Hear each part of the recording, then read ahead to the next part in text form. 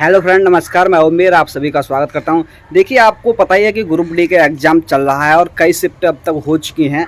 तो जब मैंने कई एनालाइज़ देखे, जब वो एनालाइज़ करते हैं तो कुछ लड़के तो कहते हैं कि पेपर बहुत हार्ड आ रहा है और कुछ लड़के कहते हैं कि पेपर बहुत इजी आ रहा है। अब ये हो क्यों रहा है? देखिए, मैंने खुद देखा है, एनालाइज़ देखा है, तभी मैं आपको बता रहा हूँ और यही सच्चाई है। देखिए, जब एनालाइज़ हो रहा था तो एक लड़के से पूछा गया कि पेपर कैसा आया, तो उसने कहा कि पेपर बहुत सिंपल आ रहा है, अच्छा आ रहा है, कोई दिक्कत नहीं है, बहुत सरल पेपर आ रहा है। और जब दूसरे लड़के से पूछा गया वहीं, तो दूसरे लड़के ने कहा कि पेपर बहुत हार्ड आ रहा है। तो ये देखिए, ऐसा क्यों हो रहा है मैं आपको बता दूं। देखिए, जिस लड़के ने तैयारी की होगी वो तैयारी करके गया होगा, तो जब उससे पूछा जाएगा कि पेपर कैसा आया, अगर 100 क्वेश्चनों में 20 क्वेश्चन हार्ड भी आए होंगे और 80 क्वेश्चन सिंपल आए होंगे, तो वो तो यही कहेगा पेपर बहुत ज़्यादा सरल आ रहा है, क्योंकि वो 80 अटेम्प्ट करके आ रहा है, अच्छा स्कोर करके आ रहा है, सिलेक्शन लायक स्कोर करके आ रहा है, तो उसको तो पता ही है।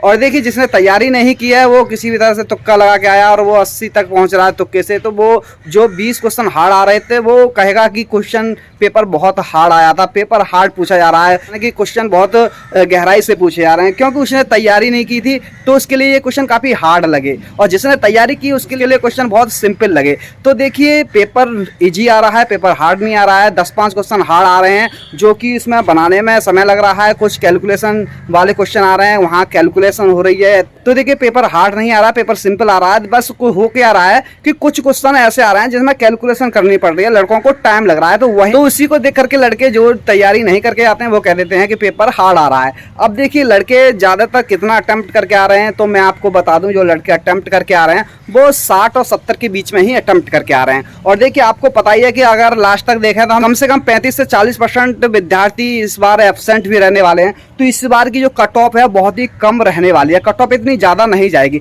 देखिए, मैं आपको बता दूं, अगर आप किसी भी जोन से हैं और आप अगर जनरल से हैं तो आपके अगर 65 क्वेश्चन सही हैं, 65 क्वेश्चन अगर आप सही करके आते हैं, इतना अटेम्प्ट करते हैं, तो देखिए आपका सिलेक्शन इस बार किसी भी जोन से हो जाएगा। और देखिए, अगर ओबीसी से हैं तो आपका 60 पर सिलेक्शन हो जाएगा, आप एससी से हैं तो 55 पर, और एसटी से हैं तो आपका 50 क्वेश्चन पर सिलेक्शन इस बार आसानी से होने वाला है। तो इतने क्वेश्चन तो आप करके ही आए, आपको लगे कि इतना अटेम्प्ट आपका हो रहा है तो इतने तक आप अटेम्प्ट करके आ सकते हैं, इससे ज़्यादा आपको अटेम्प्ट करने की जरूरत है। गलती क्या कर रहे हैं, जब देखिए एनालाइज होता है और कोई बता देता है कि इस टॉपिक से प्रश्न पूछे जा रहे हैं, तो लड़के क्या कर रहे हैं, वो नई चीज़ पर ध्यान दे रहे हैं कि अब ये पढ़ लूँ, अब वो पढ़ लूँ। जो चीज़ उन्होंने पढ़ रखी है उस पर ज़्यादा फोकस नहीं कर रहे हैं। तो देखिए, मैं आपको ये बता दूँ, जो आपने तैयारी की है, जो पहले से तैयारी कर रखी है, उसी का ही रिवीजन करिए, उसी का ही बार बार रिवीजन करिए, क्योंकि पेपर वहीं से बन के आ रहा है, पेपर कोई अलग से नहीं आ रहा। बस हो क्या रहा है कि आपको कुछ घुमाने वाले क्वेश्चन आ रहे हैं, बस वही दिक्कत आ रही है, बाद बाकी नॉर्मल। देखिए, जो चीज़ आपने पहले तैयार की है उसी का बस रिवीजन करके जाइए, आप अच्छे से रिवीजन कीजिए।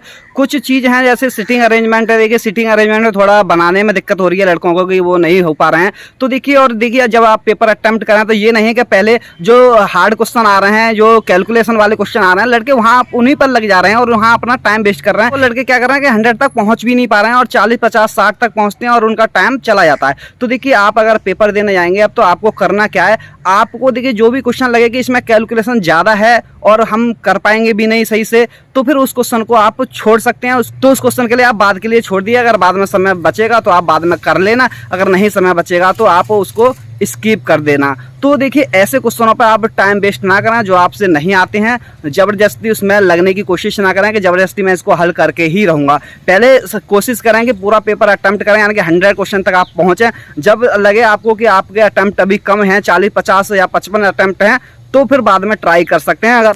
अगर आप जब 100 क्वेश्चन पूरे देख लेते हैं और आपके 70-75 क्वेश्चन सही हो जाते हैं, तो फिर आपको वो क्वेश्चन करने की भी ज़रूरत नहीं है, क्योंकि अगर गलत भी हो जाते हैं तो फिर वहाँ आपको नुकसान ही होगा।